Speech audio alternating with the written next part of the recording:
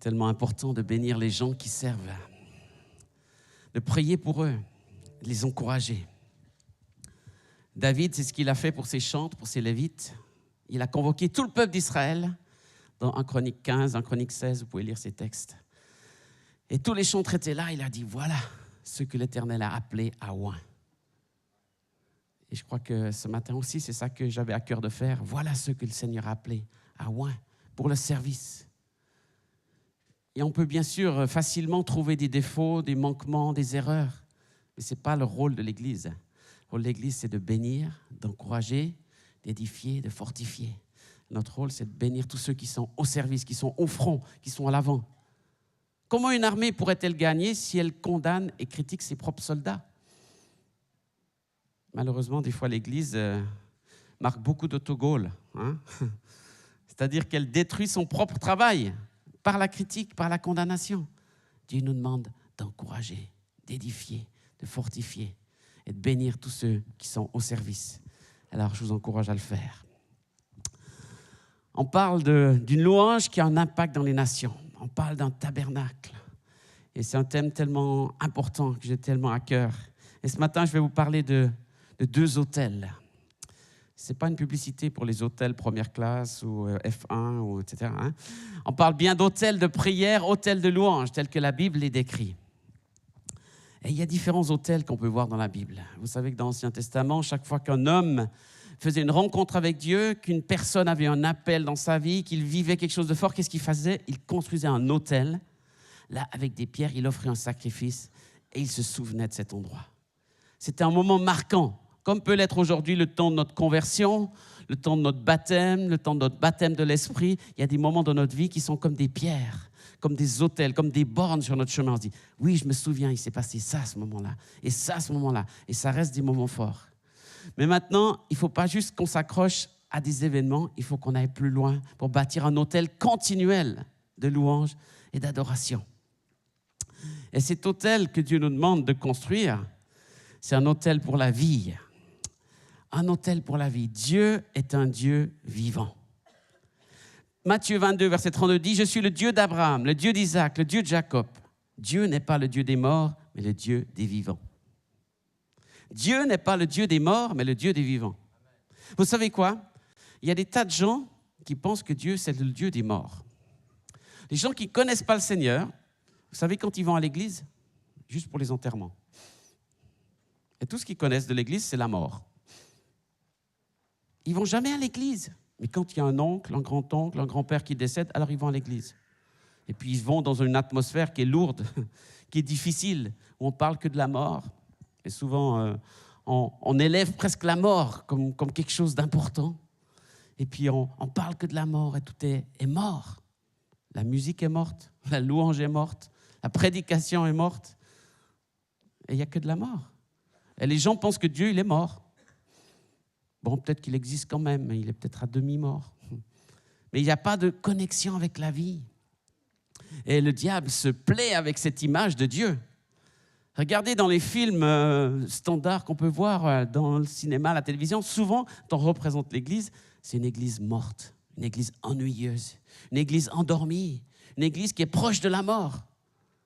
Une Église où on n'a qu'une envie, c'est de sortir pour faire la fête ailleurs. Mais on ne donne jamais l'image de l'Église vivante, ou très, très, très rarement. Oh, il y a Sister Act, au moins, qui là, donne un petit exemple d'une Église qui était morte, et à cause d'une femme qui vient là, qui amène la vie, il y a la vie qui revient, par la louange. C'est presque un film prophétique dans un sens. Hein? Mais la plupart des autres, c'est toujours la mort. La mort. Dieu est mort. Dieu ne s'intéresse pas à toi. Dieu n'a pas le temps pour toi. Dieu est trop occupé. Dieu, peut-être qu'il a créé le monde, mais depuis, il ne s'en occupe plus. Et c'est ça que le monde croit. Et quand tu amènes la vie de Christ, alors ça fait une différence. C'est là où ça interpelle les gens autour de nous. Alors j'aime bien commencer la louange avec cette parole du psaume 150 que vous connaissez tous. C'est le dernier psaume, c'est le dernier texte, c'est la dernière parole de la Bible, des psaumes, pardon, pas de la Bible, des psaumes, qui dit que tout ce qui respire loue l'Éternel. La seule exigence biblique pour la louange, c'est tu respires. C'est simple. Les églises, elles rajoutent des couches. Elles disent, il faut faire ci, il faut faire ça, il faut être grand, il faut savoir chanter, il faut savoir jouer. Non. Ça, c'est les systèmes humains. Mais le système biblique, c'est, tu respires, tu peux louer Dieu. Ce matin, si quelqu'un ne respire pas, il n'est pas obligé de louer. Mais pour tous les autres, vous pouvez louer Dieu. Amen. C'est pas compliqué. Un petit enfant, un petit bébé, une personne âgée, même une personne fatiguée, même une personne malade, tu respires encore. Donc tu peux encore louer Dieu. Ah, c'est difficile. Oui, mais tu respires. C'est compliqué. Oui, mais tu respires. Tu peux louer Dieu tant que tu respires. Ça veut dire, quand il y a la respiration, il y a la vie. Dieu a soufflé la vie sur Adam et Ève. Il est né de la vie de Dieu, du souffle de Dieu. Donc maintenant qu'on a le souffle, il nous reste la vie. Et cette vie se transforme en louange. Que tout ce qui respire loue l'Éternel. Ça montre même que ce qui a la vie sur terre, les animaux, la nature qui respire la vie, une certaine vie, loue Dieu. C'est marqué que les arbres des champs vont battre des mains, que les montagnes et les collines, etc. Il y a tellement d'expressions. Comment c'est possible? C'est difficile à comprendre. Et en même temps, c'est très simple. La gloire de Dieu se reflète dans sa création. Et sa création répond au Créateur par son existence, par sa vie, et reflète la gloire de Dieu. La vie, c'est toujours un défi. La vie, ce n'est pas si simple que ça. La vie, c'est un combat déjà pour naître. Regardez aujourd'hui combien c'est compliqué même pour un enfant de naître. Pourtant, c'est si simple. Ça a l'air si simple. Dieu l'a prévu d'une manière simple, mais pourtant, il y a un combat pour la vie. Combien de couples ne peuvent pas avoir d'enfants? Combien de couples, et ça augmente, ça, ce problème. Ça augmente, la stérilité, tous ces problèmes-là. Mais parce qu'il y a des tas de conséquences spirituelles qui empêchent la vie. Parce que Dieu n'avait pas prévu cette stérilité-là. La stérilité, c'est souvent cause d'une malédiction ou d'un problème spirituel qui a amené ça. Il y a aussi des problèmes physiques, bien sûr. Il y a dans le naturel, il y a dans le spirituel. Mais Dieu veut donner la vie. Dieu veut la vie. Il a dit croissez et multipliez, c'est ce que Dieu veut.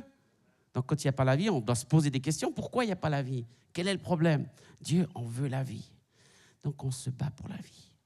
Et quelqu'un disait, aujourd'hui, l'endroit le plus dangereux sur la terre pour un enfant, c'est le ventre de sa mère. Parce qu'il y a beaucoup de mères qui ne veulent pas cet enfant. Et l'enfant, il ne peut même pas se protéger lui-même. Et il est détruit avant même de naître. Regardez la puissance de cet esprit de mort qui va jusqu'au ventre de la mère. Pourtant, c'était l'endroit que Dieu avait prévu pour qu'il soit le plus protégé, qu'il puisse grandir, se former et naître. Mais avant qu'il arrive, déjà là, on le détruit. Et cet esprit de mort arrive à faire passer des lois ou des philosophies qui disent « mais ce n'est pas encore un enfant, c'est qu'un embryon, c'est qu'un truc qui n'est pas vraiment développé. » On raconte toutes sortes de bêtises.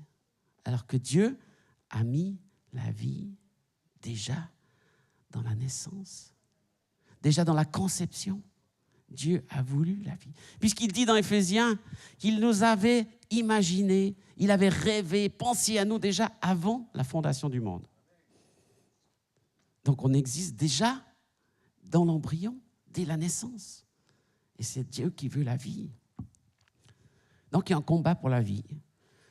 Il y a un combat pour naître, il y a un combat pour exister. Et puis ensuite, quand on naît, il y a un combat pour rester vivant. Et pour entrer dans l'appel de Dieu. Parce qu'il y a des gens qui vivent, mais ils sont comme éteints. Ils ne vivent pas vraiment. Ils sont déprimés, ils sont découragés, ils n'ont aucune ambition, aucune vision. Alors, on leur donne encore plus de médicaments pour qu'ils s'éteignent encore plus. Ils survivent. Leur corps fonctionne, mais ils ne vivent pas vraiment. Les années passent, le temps passe, mais il n'y a plus rien. C'est comme éteint, comme si on avait éteint la lumière. Et comme ça, tous ces gens-là, ils ne font rien de ce que Dieu avait prévu pour eux. Alors que Dieu avait prévu des choses extraordinaires. Mais vous savez, chaque fois que Dieu veut manifester sa vie, veut développer la vie, veut donner des dons, à chaque fois, l'ennemi, il veut faire l'opposé, c'est-à-dire qu'il veut détruire, tuer, égorger, enlever la vie. Ça s'est passé plusieurs fois dans l'histoire de l'Église. Quand Moïse est né, Dieu avait suscité ce sauveur pour Israël qui était en Égypte. Qu'est-ce qui s'est passé? Pharaon était très fâché. Pharaon, c'est une figure de Satan. Il a dit, il y a un sauveur, il y a un bébé. On va tuer tous les bébés. Déjà, le même esprit de mort. On détruit une génération entière à cause d'un. Satan est fâché quand Dieu a un plan. Satan ne connaît pas toutes les stratégies de Dieu, mais il sent que l'esprit est à l'œuvre, que Dieu est en train d'agir. Et il détruit à sa manière. Mais miracle, Moïse est sauvé. Moïse survit. Moïse est un survivant au milieu d'une génération détruite. Et nous aussi, nous sommes des survivants au milieu d'une génération détruite. Il y a beaucoup autour de nous qui n'ont pas pu vivre, qui n'ont pas pu exister, qui ont été détruits. Qui sait quels auraient été les appels, les ministères des gens, des hommes de Dieu, des apôtres, des prophètes, des évangélistes qui auraient pu être là, mais que Satan a détruit avant. La mère de Beethoven voulait avorter. Elle a essayé de tuer son bébé, mais il a survécu. Récemment, j'ai lu dans un journal que la mère de Cristiano Ronaldo voulait avorter. Eh bien, le Portugal, il ne serait pas en quart de finale sans ça. Alors voilà, c'est que du foot, hein? Mais en même temps, c'est un talent que Dieu lui a donné.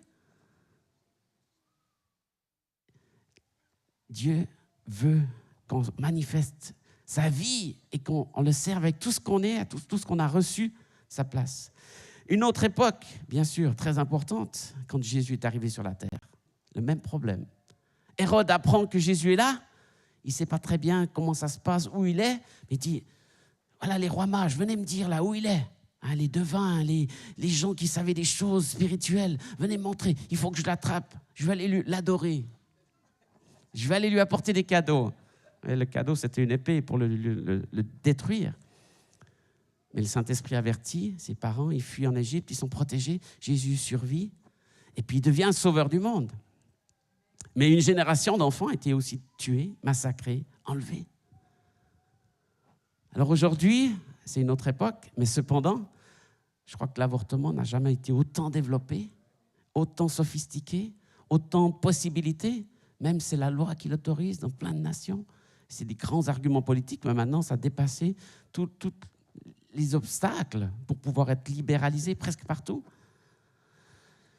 Et en même temps, on a une génération de jeunes, une génération d'églises extraordinaires, de gens qui ont reçu les dons de l'Esprit, qui entrent dans l'appel de Dieu. L'Église n'a jamais été aussi développée qu'elle est aujourd'hui. Il n'y a jamais eu autant de chrétiens dans l'histoire de l'humanité qu'aujourd'hui.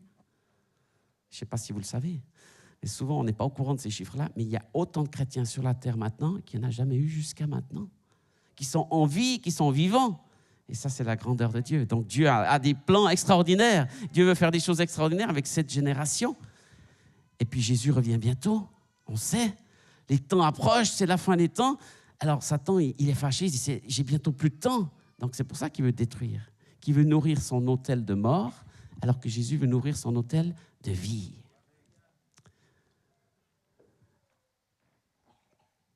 Il y a toujours eu ce combat entre la vie et la mort. En Israël, quand Israël est arrivé en Canaan, qu'est-ce qui se passait? Il y avait des nations païennes qui avaient des cultes aux idoles. Et l'idolâtrie extrême, la pire, c'était quoi? Offrir son fils en sacrifice. Quand un roi de Canaan ou de ces pays, de ces peuples-là, voulait avoir du pouvoir, de la force, il était prêt à sacrifier son propre fils, à faire couler le sang de son fils pour que ses puissances lui donnent le pouvoir pour vaincre ses ennemis. Comment une société peut-elle se construire si elle détruit ses propres enfants? Comment un pays peut-il exister s'il tue ceux qui vont être son avenir? Dieu veut la vie. Dieu ne veut pas la mort. Dieu ne veut pas la destruction. Dieu a prévu la multiplication, la croissance. Alors peut-être qu'aujourd'hui, on a quand même un peu de respect pour la vie, parce qu'il y a quand même certaines lois qui protègent la vie à certains niveaux, puis qu'on essaye de protéger au moins nos enfants, d'en avoir, mais en même temps, on les protège tellement qu'on ne les laisse pas forcément s'épanouir et faire tout ce qu'ils devraient faire pour Dieu. Ou alors on limite le nombre de nos enfants, ou on calcule si on a l'argent. Aujourd'hui, il y a des tas de statistiques qui disent un enfant, ça coûte tant par mois, donc tu ne peux pas te permettre parce que tu n'as pas un salaire, etc. Comment les gens peuvent réfléchir comme ça? Est-ce qu'un enfant, c'est juste une valeur marchande? Non, c'est bien plus que ça. C'est une personne que Dieu a créée, que Dieu a voulu, dans laquelle il a mis des dons, un appel, des talents, pour faire une différence sur la terre et pour refléter le royaume de Dieu. Donc soyez conscients de cela.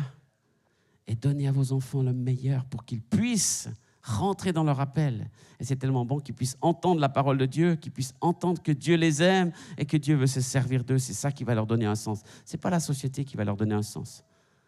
Aujourd'hui, on essaye de leur dire, tu peux faire des études, tu auras un bon travail, un bon salaire. Et en plus, après avoir fait tout ça, il n'y a rien qui s'ouvre. Il y a des tas de portes qui se ferment, il y a des tas de complications. Ce n'est pas la société qui va apporter une solution. C'est le royaume de Dieu seulement. Et ensuite, on va s'impliquer dans la société, évidemment. On va avoir un travail, on va servir la société. Mais la clé, c'est la vie qu'il y a dans notre cœur, dans notre esprit, par le Saint-Esprit. Amen. Le Dieu n'est pas le Dieu des morts, mais le Dieu des vivants. Pendant longtemps, l'Église, elle était comme en stand-by. Je disais au séminaire, elle était en train d'attendre quelque chose de mieux. L'Église, c'était la salle d'attente avant le ciel. On se dit, c'est bien, on est chrétien, on a notre ticket pour le ciel, Dieu va nous prendre, on attend juste que le train passe. Il y en a qui ont attendu 5 ans, 10 ans, 20 ans, 50, 60, 70 ou 80 ans. Et finalement, le train est venu, ils sont partis. Et pendant 80 ans, qu'est-ce qu'ils ont fait? Salle d'attente. Est-ce que c'est ça l'Église? Est-ce que l'Église est une salle d'attente? Non. Dieu veut dire, sors de la salle d'attente et va chercher les autres. Va annoncer le royaume aux autres, va parler aux autres, va prier, va encourager, va édifier. Sers la société avec les dons que tu as reçus, les capacités pour les bénir, afin qu'ils puissent aussi entrer dans mon royaume. Et puis Dieu va te prendre, même si tu n'es pas dans la salle d'attente quand il y a le train. Hein? Parce que où que tu sois, il va t'emmener avec lui. Amen. Ce qui compte, c'est que ton cœur soit vivant pour lui et que tu le serves avec ta vie. Donc, la vie de Christ veut se manifester dans l'Église. Et nous avons besoin d'une Église vivante, pas d'une Église morte. Nous avons besoin d'une Église qui transmet la vie. Vous savez, aujourd'hui, les gens, ils visitent, par exemple, l'Europe, ils vont visiter des sites touristiques. Et parmi les sites touristiques, il y a les cathédrales, les églises. Et les gens, ils vont voir une église vide. Une église morte. Ils font des photos, des pierres, des tombeaux, des bancs, des vitrailles, c'est beau. Et ils se souviennent peut-être ici, il y a 400 ans, 500 ans, il y avait ça. Mais ils ne voient pas la vie. Moi, ça ne m'intéresse pas de visiter des pierres. Je veux être avec les pierres vivantes. Amen. Et là, je suis heureux avec vous parce que vous êtes des pierres vivantes. Il n'y a pas encore de beaux vitrailles, mais ça va très bien. Ce n'est pas important, ce n'est pas la clé. La clé, c'est la vie qu'il y a dans le bâtiment et même à l'extérieur du bâtiment. Parce que la vie qu'on a ici, dans la louange, dans la prière, dans la communion, dans l'intercession, on va la transmettre. Quand on va sortir, on va garder la vie. On ne va pas éteindre la vie. Et c'est ça aussi le défi de l'Église. C'est que parfois les chrétiens sont vivants qu'à l'Église. Soyez vivants pour Christ à l'extérieur. Là, c'est juste le terrain d'entraînement. C'est le terrain d'encouragement où on se dit, on va prier pour toi, pour tes études, pour tes examens, pour ton travail, pour ton bureau, ton entreprise. C'était difficile cette semaine. Eh bien, sois encouragé et continue d'être un témoin dans ton entreprise. C'est ce que Dieu veut pour toi. Que tu sois vivant de la vie de Christ partout. Ce combat, il s'est passé dans toute l'histoire d'Israël entre la vie et la mort. Toujours, il y avait ce combat. À un moment donné, Israël s'est détourné de Dieu, et plusieurs fois dans l'histoire. Et nous sommes exactement dans cette période-là, en France, en Europe. Nous avons connu la puissance de l'Évangile. L'Évangile a révolutionné nos nations, a changé notre système de santé, a changé notre système d'éducation, a changé notre système de justice, de politique. Tout a été révisé, transformé par la parole de Dieu, avec des pionniers, des gens qui ont démarré ces systèmes-là avec la Bible. Toutes nos universités en Europe ont été fondées sur la Bible pour étudier la parole de Dieu.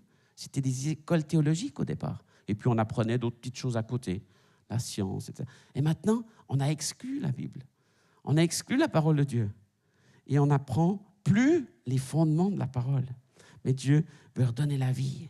Et à un moment donné, dans l'histoire d'Israël, Israël s'était éloigné. Et il y a un prophète qui s'appelle Élie, que vous connaissez.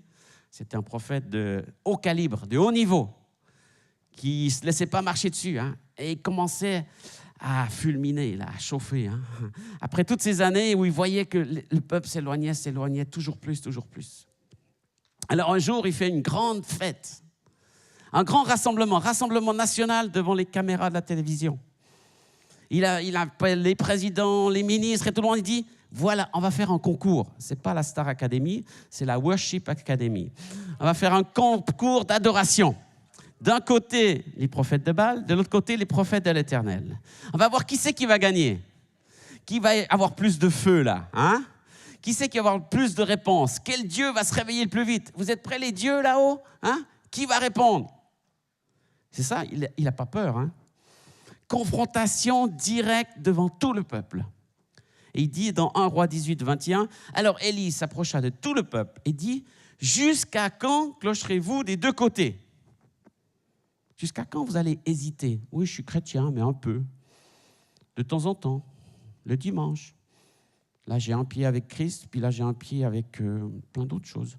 Un petit peu d'idolâtrie, un petit peu de guérisseur, un petit peu de protection, un petit peu de talisman, un petit peu de... Non, c'est pas possible. C'est là où on a des problèmes. Jusqu'à quand clocherez-vous des deux pieds? Si l'Éternel est Dieu, allez auprès de lui. Si c'est Baal, allez auprès de lui. Il faut trancher. Il faut décider. Tu ne peux pas être chrétien à moitié, ça ne marche pas. Tous ceux qui ont essayé, ils se sont rendus compte qu'il n'y avait pas l'épanouissement. Ils veulent les promesses de Dieu, mais en même temps, ils veulent les promesses du monde. Tu ne peux pas avoir les deux. Tu ne peux pas être sous la loi de deux pays en même temps. Si tu es en France, tu es sous la loi française. Si tu es au Maroc, tu es sous la loi du Maroc. Si tu es aux États-Unis, tu es sous la loi des États-Unis. Tu es obligé de te soumettre à la loi du pays dans lequel tu te trouves, dans la soumission, sous ton président, sous les lois qui sont régies. Donc si tu es dans le royaume de Dieu, tu fonctionnes sous les lois du royaume de Dieu.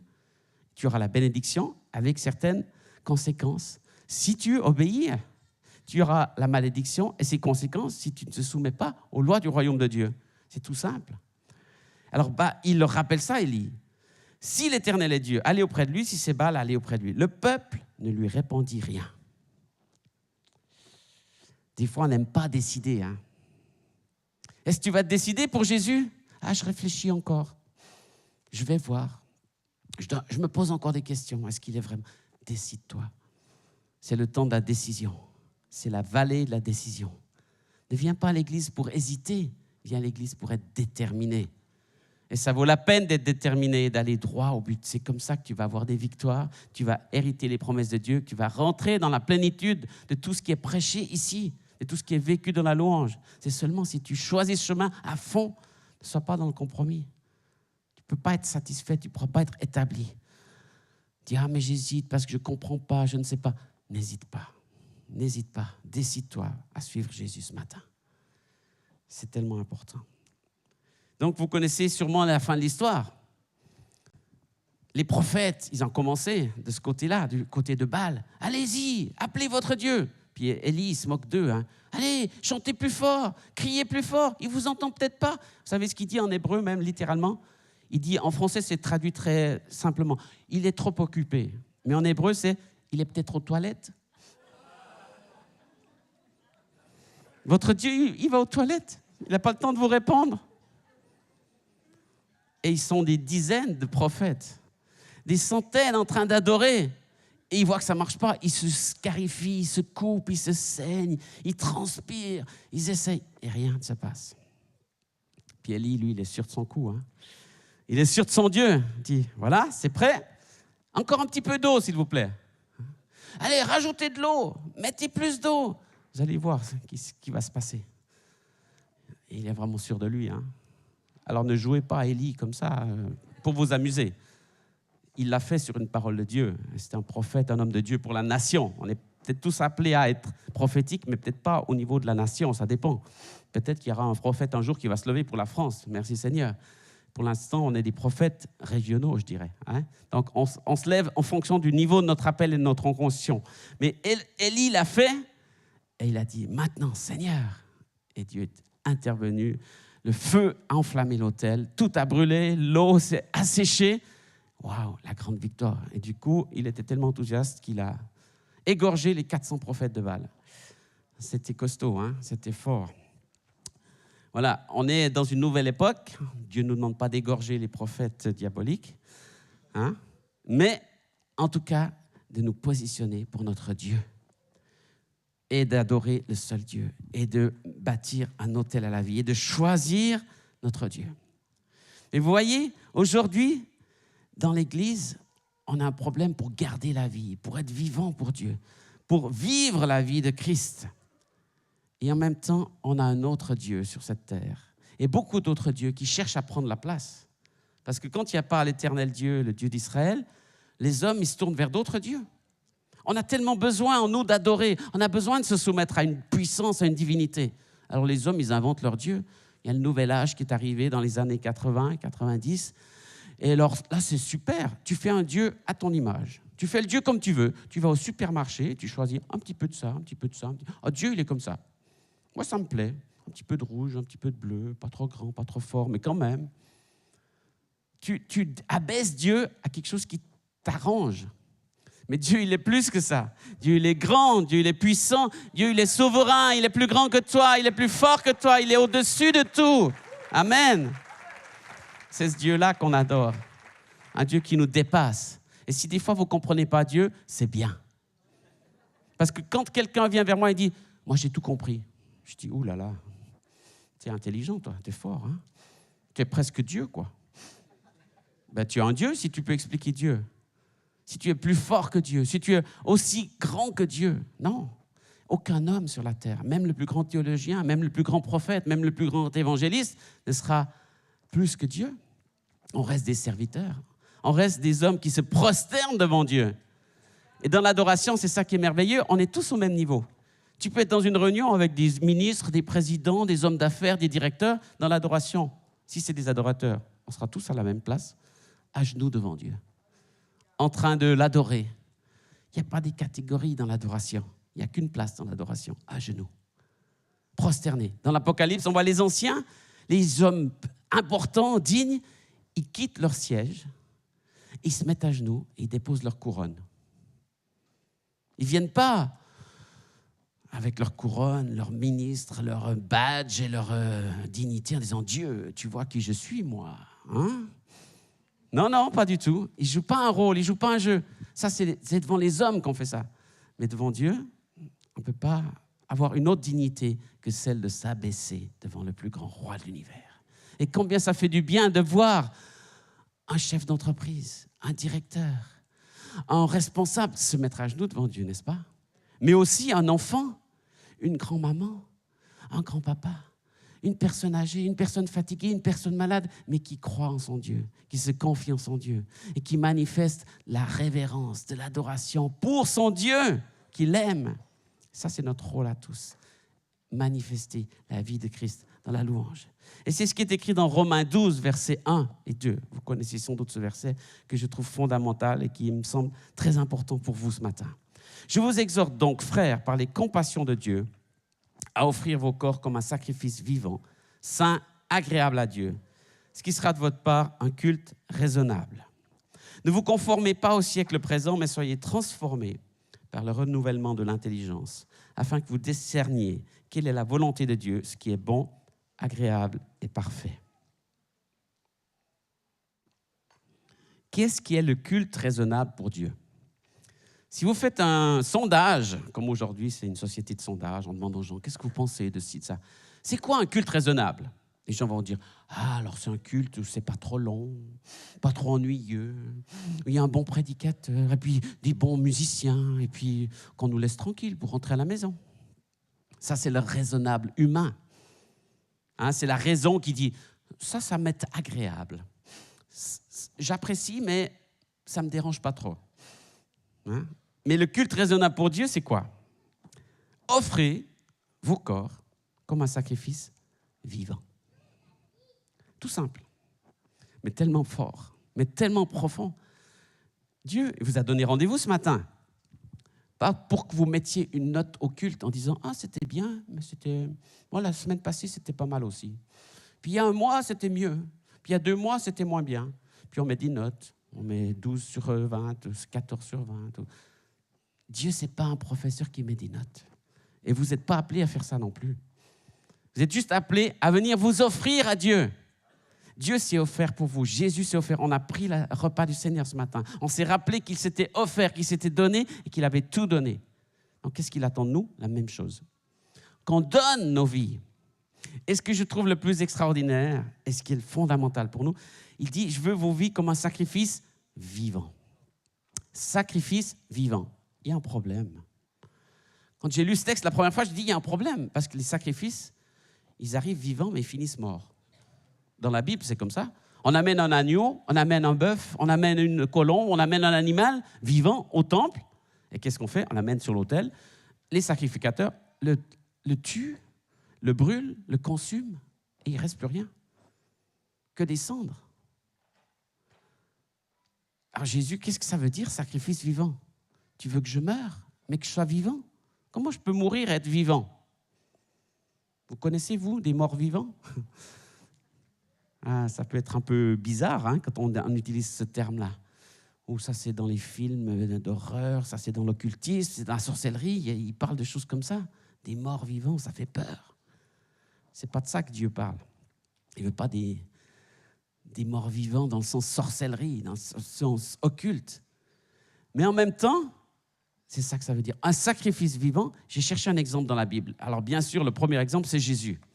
Parce qu'il était vivant et il a offert sa vie. Il a dit, c'est personne qui me prend ma vie, c'est moi qui la donne. Il y en a qui ont cherché à le forcer, à l'obliger, à toutes sortes de manières. Mais il ne s'est jamais défendu, il ne s'est jamais justifié. Il a juste dit, personne ne prend ma vie, je la donne. Et il est vraiment mort, mais il est vraiment ressuscité. Donc il a passé par la mort et maintenant il est vivant. Et c'est ça qui donne un sens à notre vie chrétienne.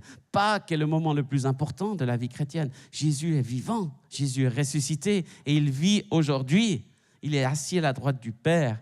Et voilà pourquoi déjà, premier problème dans l'histoire, les musulmans et d'autres philosophies disent « Non, il n'est pas vraiment ressuscité. Non, il n'est pas sorti du tombeau. » Et ils vont donner toutes sortes d'arguments pour dire non. Alors tant qu'on parle de Jésus, un homme qui est mort, ça va. Mais Jésus vivant, ça pose problème. Mais j'ai cherché un autre exemple qui nous rejoindrait plus parce que personne d'entre nous est Jésus ou a pu mourir pour revivre ou ressusciter. Même si ça existe, qu'il y a des résurrections sur la terre, encore aujourd'hui. Que des hommes sont ressuscités grâce à la puissance de l'esprit de vie. Un autre exemple que j'ai trouvé dans l'Ancien Testament, c'est l'histoire d'Isaac. Parce qu'Abraham, un jour, Dieu lui dit, va offrir ton fils en sacrifice. Et il monte à la montagne pour offrir son fils. C'est dans Genèse 32. La première fois qu'on trouve le mot adorer dans la Bible, c'est cette histoire-là. Il n'y avait pas avant le mot adorer. Il y avait déjà de l'adoration, mais le terme se trouve là pour la première fois. Nous allons aller à la montagne pour adorer. Restez ici, vous les serviteurs. Il va amener son fils et il va adorer. Ouh là, c'est difficile ce que Dieu demande. Et surtout que son fils, il n'est pas idiot. Son fils, il a 10 ans.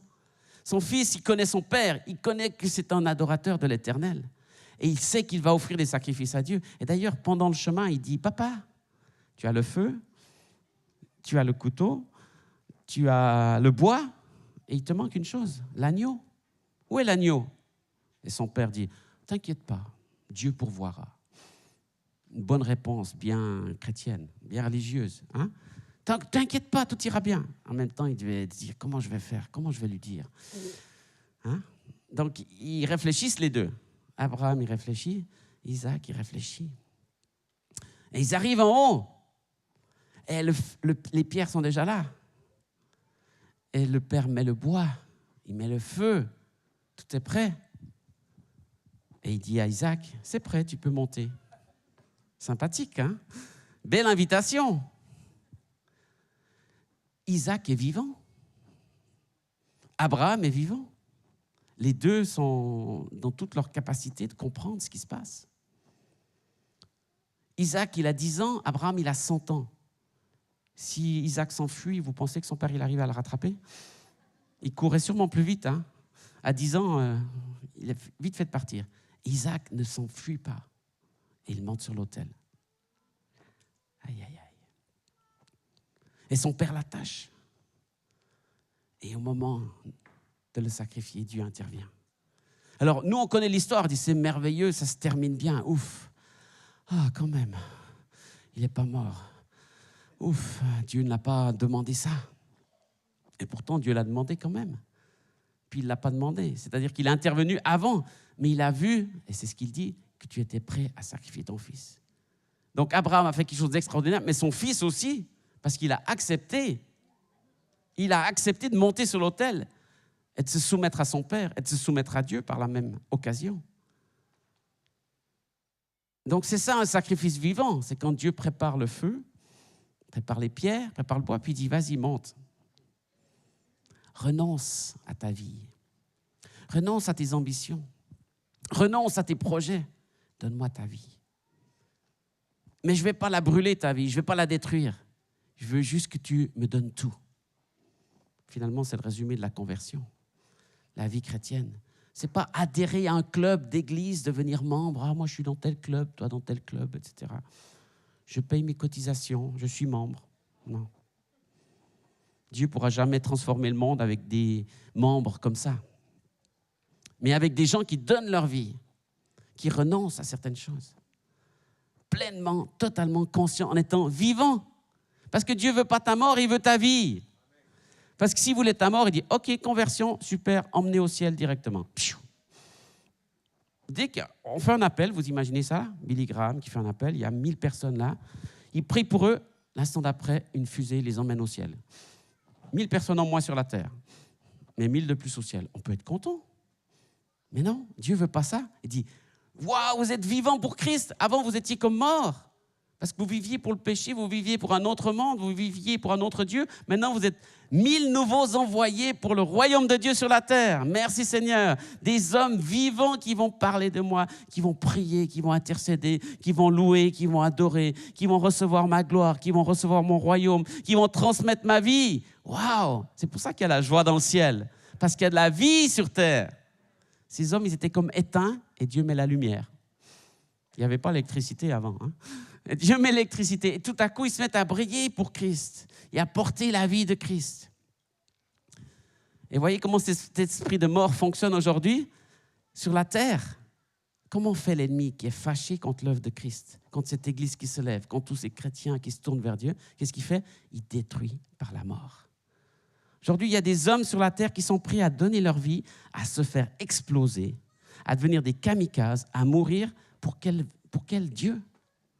Pour un Dieu qui leur promet un paradis, avec une belle maison, avec tant de vierges, avec toutes sortes de choses, soi-disant extraordinaires, mais rien sur la terre. Seulement au ciel. Donc ils ne savent même pas si ça va leur arriver. C'est un mensonge, c'est un leurre. C'est l'esprit de mort qui ne veut pas que ces hommes vivent sur la terre, qui veut détruire leur vie. Et ils sont prêts à se détruire et en détruire d'autres. Donc aujourd'hui, nous avons exactement cette même confrontation très forte, de plus en plus fort, entre l'esprit de mort et l'esprit de vie. Un chrétien, c'est un kamikaze vivant. Ce n'est pas un kamikaze qui va se faire exploser pour que les gens se convertissent, mais qui reste vivant, qui explose son cœur, qui explose ses pensées, son esprit, ses ambitions, ses visions pour le royaume de Dieu. Amen.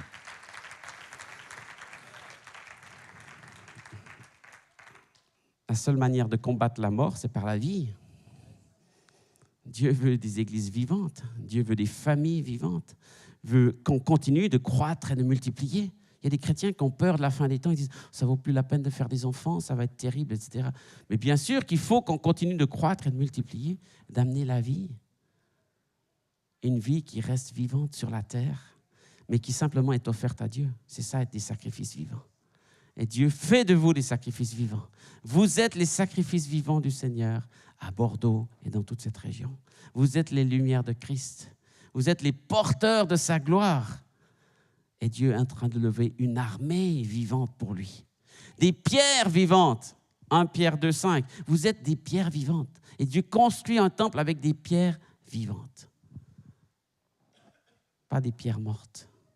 Pas faire des photos des statues, des cathédrales, ou des pierres anciennes, mais des pierres aujourd'hui, vivantes. Donc la pierre vivante, elle bouge, elle se déplace. Elle n'est plus limitée à un endroit, à un bâtiment, à un cercle, à une situation. Elle peut bouger et partout où elle reste vivante. Mais parce que Dieu l'a placée ici. Donc soyez certains que Dieu vous a placé à un endroit précis pour être sa vie, pour être sa lumière, pour être son royaume sur la terre. Alors si on peut finir d'installer le piano, parce qu'il manque juste une chose là, parce que je vais terminer avec un chant qui parle de ce que je vous ai enseigné, qui parle des sacrifices vivants, qui parle de nous qui sommes à son service pour le suivre, pour être vivants pour lui.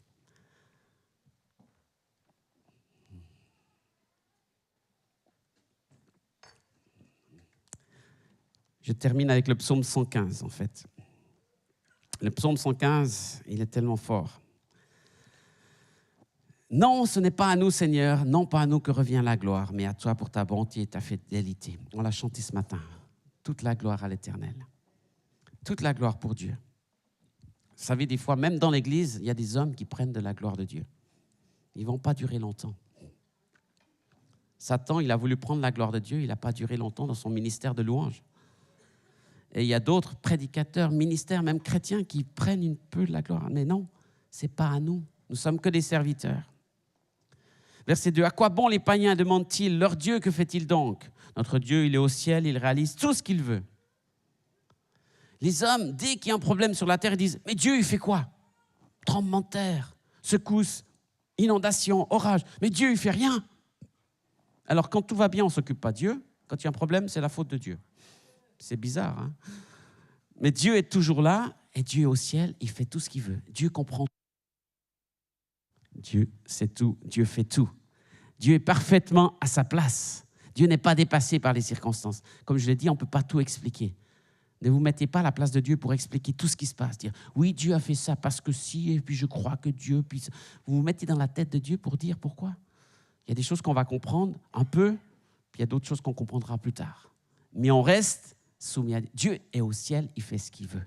C'est le patron, et je l'aime, et je me soumets à lui. Parce que je sais qu'il aura le dernier mot, et je sais que ce qu'il fait, il le fait bien. Même s'il y a des choses qui me surprennent ou que je ne comprends pas.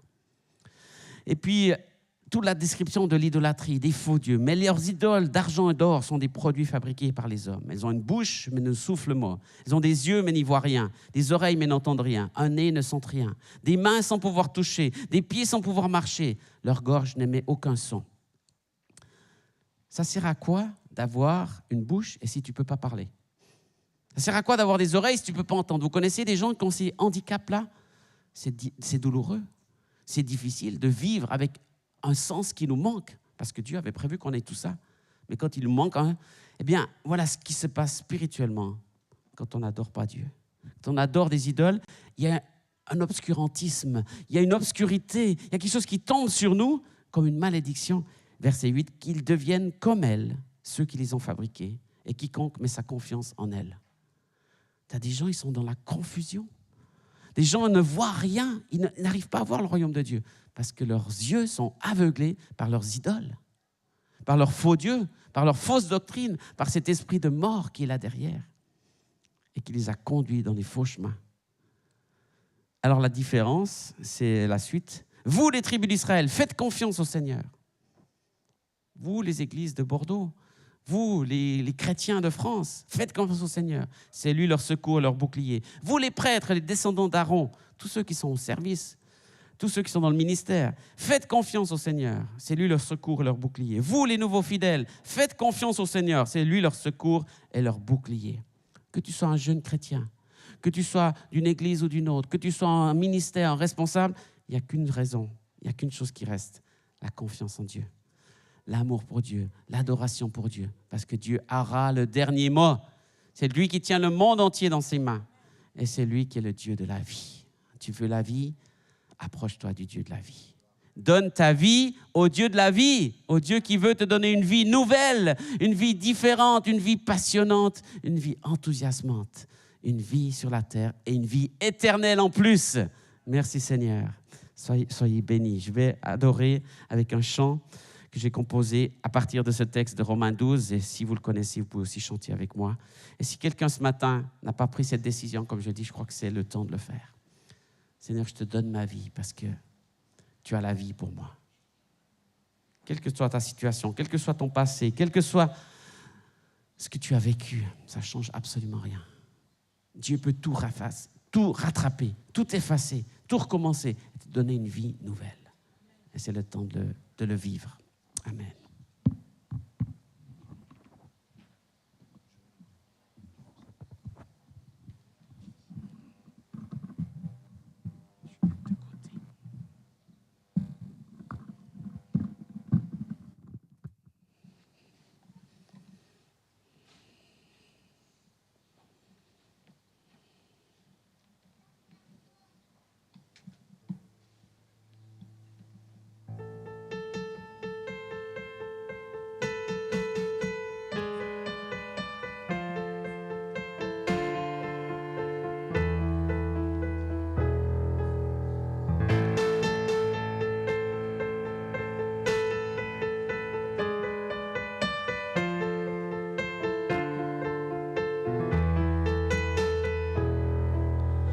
Reçois ma vie comme une adoration.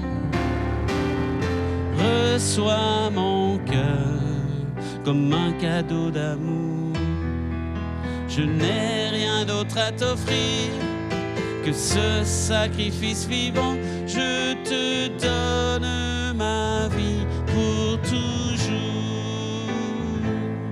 J'abandonne sur ton autel en réponse à ton appel, mes visions, mes ambitions, car tu es ma vie, ma passion. À tes pieds émerveillés, je contemple ta majesté. Je te donne sans compromis ce parfum de très grand prix. Reçois ma vie, reçois ma vie comme une adoration. Reçois mon cœur comme un cadeau d'amour. Je n'ai rien d'autre à t'offrir que ce sacrifice vivant. Je te donne ma vie pour toujours. J'abandonne sur ton autel en réponse à ton appel, mes visions, mes ambitions, car tu es ma vie, ma passion. À tes pieds émerveillés, je contemple ta majesté. Je te donne sans compromis ce parfum de très grand prix. Reçois ma vie, reçois ma vie comme une adoration. Reçois mon cœur comme un cadeau d'amour. Je n'ai rien d'autre à t'offrir que ce sacrifice vivant. Je te donne ma vie pour toujours. Reçois ma vie, reçois ma vie comme une adoration. Reçois mon cœur comme un cadeau d'amour. Je n'ai rien d'autre à t'offrir que ce sacrifice vivant. Je te donne ma vie pour toujours.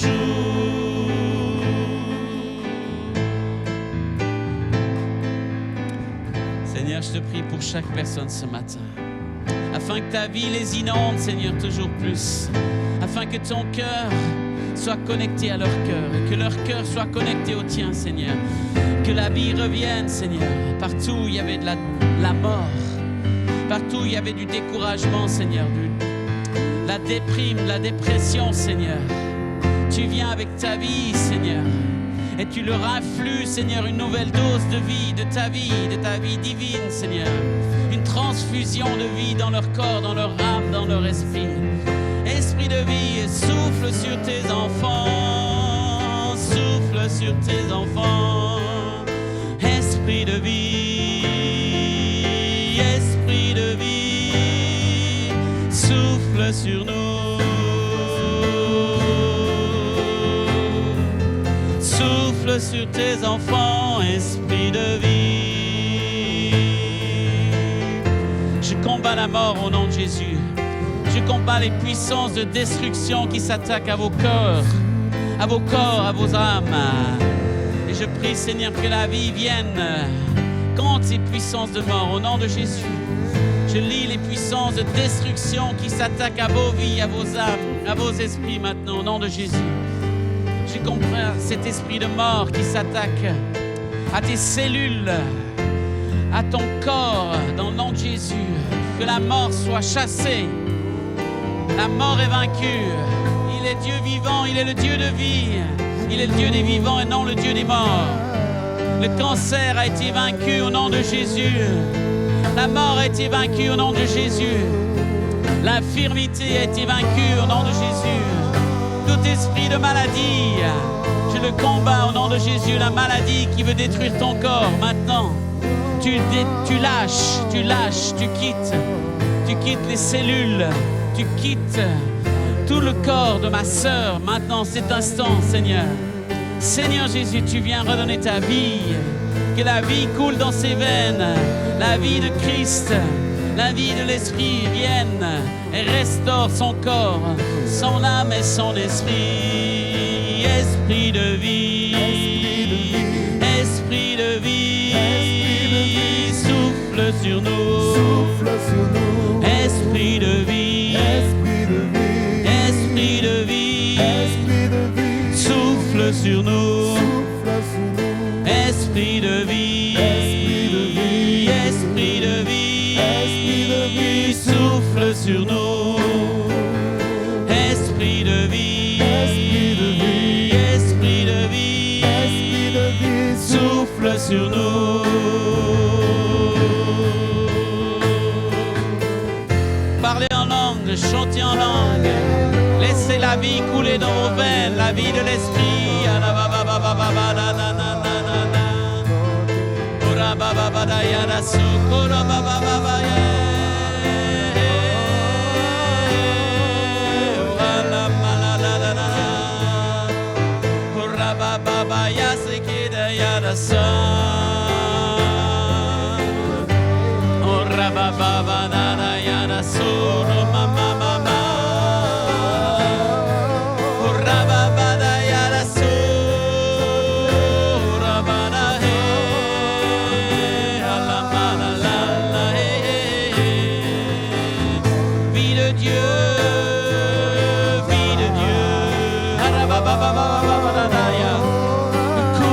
Ta vie en nous.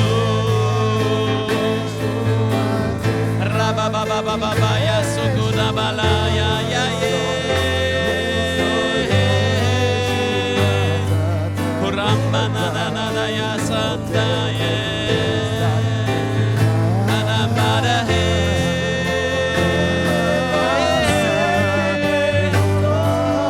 Vie de Dieu,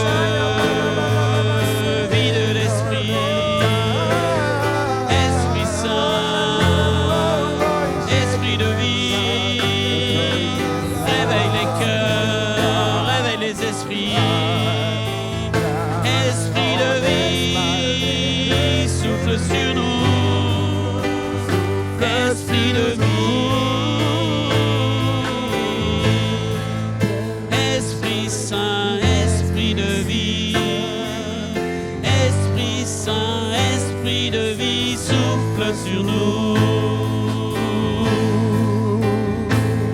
Je te prie pour un esprit de résurrection ce matin.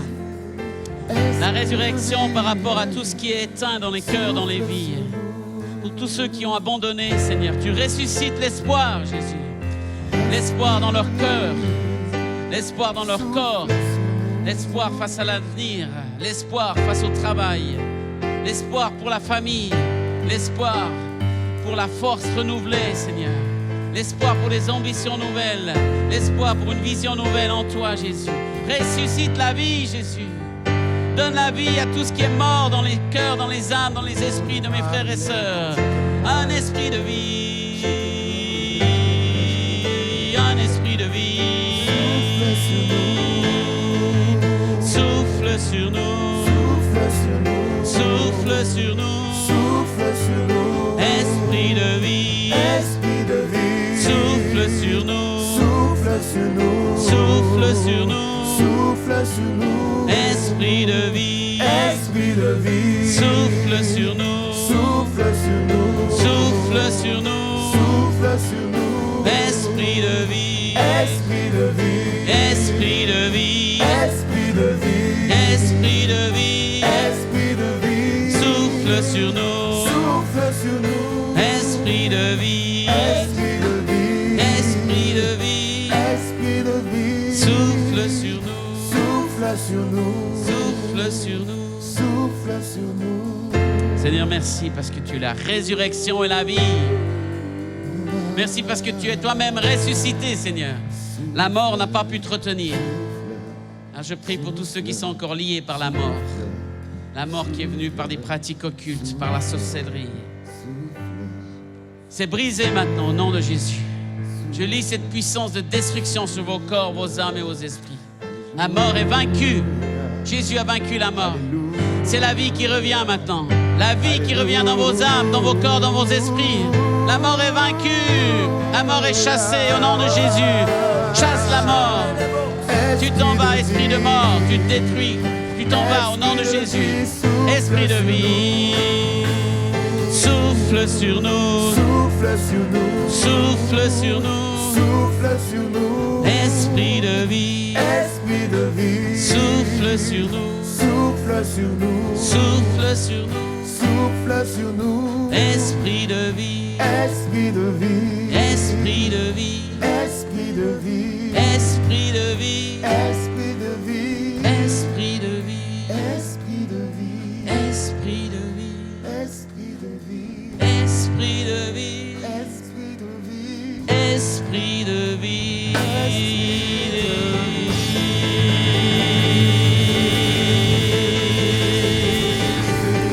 Alléluia.